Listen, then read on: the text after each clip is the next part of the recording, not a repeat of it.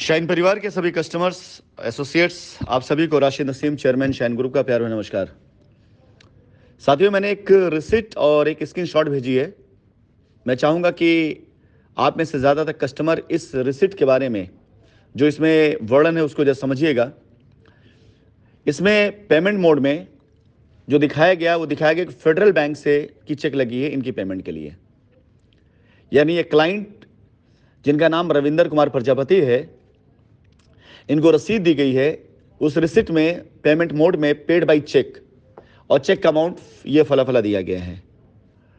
उसके बाद मेरी जब इनसे वार्तालाप हुई, इन्होंने अपनी रसीद भेजी मुझे चेक करने के लिए। मैं इनसे पूछा कि आपका अकाउंट क्या फेडरल बैंक में है क्या, कि जाहिर सी बात अगर अकाउंट फेडरल बैंक में होगा तो चेक इनकी होगी। तो इनका जवाब है कि नहीं, मेरा बैंक ऑफ इंडिया है।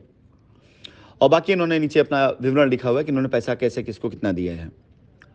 आप सभी कस्टमर से बताना चाहूंगा कि जिन जिन लोगों के पास ऐसी रसीदें हैं जिसमें चेक का भी विवरण है, एक बार उसे जरूर चेक करिएगा।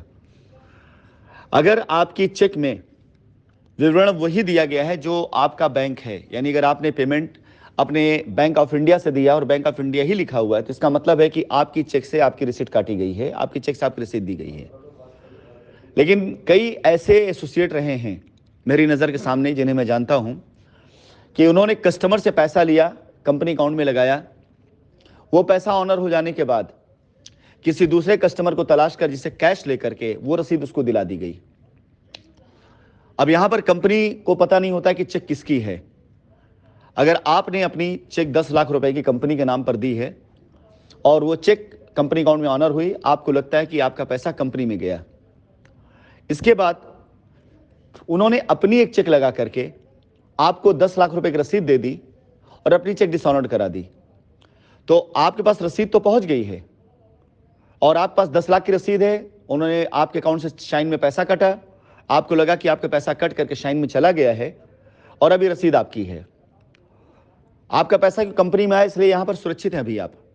लेकिन बदले में उन्होंने क्या किया, बदले में उन्होंने एक चेक जो आपको दी थी, मतलब आपके उससे लगाई थी, वो चेक डिसऑनर्ड करा दी और आप पैसा भी कंपनी में खड़ा हुआ है। इस पर उन्होंने किसी और से कैश लिया जिसकी जानकारी कतई कंपनी की नहीं, और उस कैश के एवज में आपका जो पैसा ऑनर हुआ अकाउंट के अंदर, उससे उसको रसीद दे दी गई। अब यहां समस्या आपके साथ थोड़ी कम है, बस आप पास प्रूफ नहीं है, यानी आप पास जो डॉक्यूमेंट है वो पूरा नहीं है। लेकिन समस्या उस व्यक्ति को जिसने कैश दे दिया था और चेक से उन्होंने रसीद ली हुई है। और ऐसे लोगों को भी कई बार ये लोग बताते हैं कि हमने कंपनी में अकाउंट में पैसा दिया हुआ है। तो ये इतना बड़ा पूरा का पूरा जो है जाल फैला रखा था लोगों ने। शुरुआती दौर में जो लोग हमारे साथ वफादार थे, जो लोग कंपनी साथ खड़े थे, उन्होंने भी ऐसी हरकतें करी हुई थी, लेकिन कंपनी साथ वो खड़े थे। लेकिन जब उनको भी ये एहसास दिलाया गया ऐसे बेईमान लोगों की तरफ से कि अगर तुम आज की तारीख हमारा साथ नहीं दोगे तो इस मामले में तुम भी फंसोगे, तो देखते हुए बहुत से ईमानदार लोगों ने, बहुत से कंपनी साथ खड़े लोगों ने भी पाला बदला अपने आप को बचाने के लिए। यह वजह भी थी, डर भी एक वजह थी लोगों के बेईमान होने के पीछे। इसी के साथ साथ आज सुबह मुझे मैसेज रिसीव हुआ है एक ऐसे व्यक्ति का जिसने कंपनी के चलने के दरमियान में, जिसकी नज़रों में, जिसके घर में, जिसके परिवार में मैं एक भगवान का दर्जा रखता था। लेकिन जब कंपनी के साथ थोड़ी सी दिक्कत आई, यानी अभी कंपनी दिक्कत में गई भी नहीं थी, अफवाहें उड़नी शुरू हुई थी, तो सबसे पहले इन लोगों ने पाला बदलना शुरू कर दिया था और कंपनी के खिलाफ FIR कराना शुरू कर दिया था। अब जब आज ये इंक्वायरी हो रही है और मामला न्यायालय में जा रहा है, तो उनके खिलाफ बहुत ढेर सारी कंप्लेन आनी शुरू हुई कि उन्होंने कैश पैसा लिया और कैश पैसा लेने के बाद लॉयल्टी पॉइंट से, रिवॉर्ड से, इन तरह से उनको रसीदें दी गई। अब जब लोग संगठित हो रहे हैं उनके खिलाफ और उनसे बात कर रहे हैं कि आपने हमें लॉयल्टी पॉइंट से दिया है पैसा, तो हमने आपको कैश में दिया था, तो वो पहले कस्टमर को उन्होंने भड़काना शुरू किया। उसके बाद फिर आज उन्होंने सुबह सुबह मुझे मैसेज किया। ऐसे मैसेजेस अगर आप पास आते हैं किसी एसोसिएट के या किसी से व्यक्ति का, तो मैसेज अपने पास रखे रहिएगा, वो रिकॉर्डिंग रखे रहिएगा। विश्वास जानिए, ये आपका पैसा देने वाले नहीं हैं। अगर इनकी नियत पैसा देने की होती तो ये कंपनी को वापस लाते, क्योंकि कंपनी ने जब वापसी करना शुरू किया था तो कंपनी ने पे आउट देना बंद कर दिया था और कंपनी ने कहा था कि अगले 2-4 महीने तक बगैर पे आउट के आप लोग काम करें।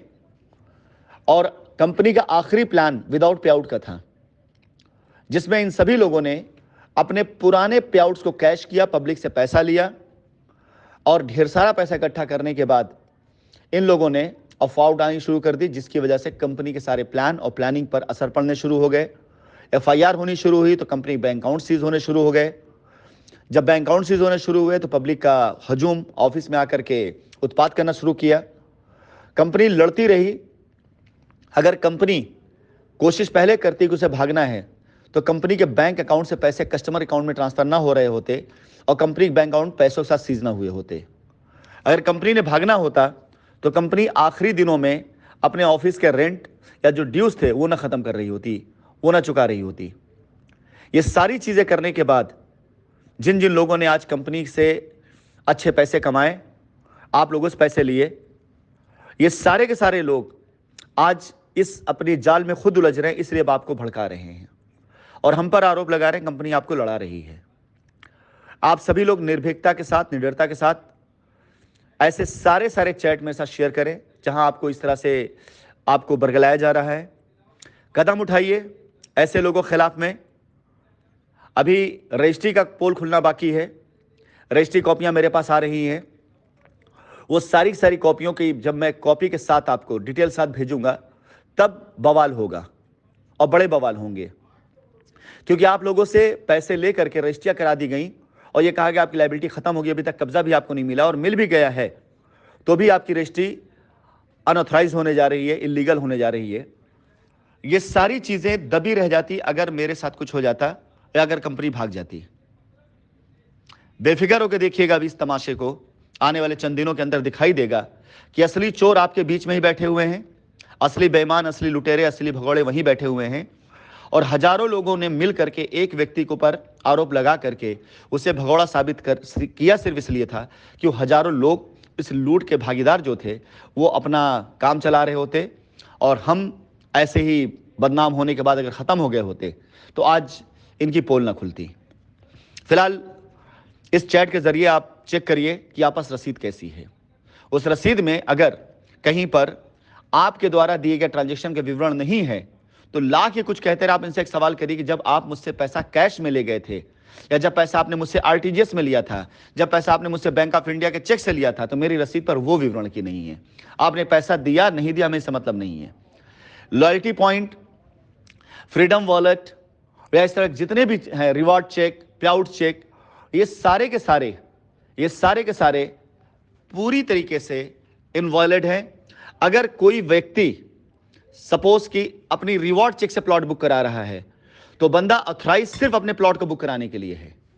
अगर एक एग्जाम्पल के तौर पर कोई मिस्टर राहुल उनका पे आउट बना है और वो अपने पे आउट से कोई प्लॉट बुक करना चाहते हैं तो वो अपना प्लॉट बुक कर सकते हैं, ना कि किसी और पार्टी का। अगर वो थर्ड पार्टी का बुक कर रहे हैं तो ये करने का उनको अधिकार नहीं है। ये लोग जो आपको ये समझा रहे हैं कि हमारा पे आउट था, हमारा रिवार्ड था तो हमने किया, बिल्कुल ये कर सकते थे अपने पे आउट में रिवार्ड से, लेकिन अपना कर सकते थे, अपने नाम का कर सकते थे, अपने परिवार का कर सकते थे। किसी बाहरी व्यक्ति का पैसा कैश उठा करके अपना पे आउट, अपने परिवार का पीआईपी, अपने परिवार का आरएसएलपी वो सेटल करने के लिए कि आपका पैसा लेने का अधिकार इनको कतई नहीं था। अगर कोई बाप से ये कहता है कंपनी का प्लान था, कंपनी की रसीद थी, कंपनी की प्लानिंग थी, तो बिल्कुल थी, लेकिन उसके लिए थी जिसका पे आउट है, जिसका रिवॉर्ड है, ना कि उनके लिए कि आप किसी और का पैसा जो कंपनी में आ रहा है वो कंपनी में रोक करके आप अपना मामला सेटल कर लीजिए। यह कतई नहीं था।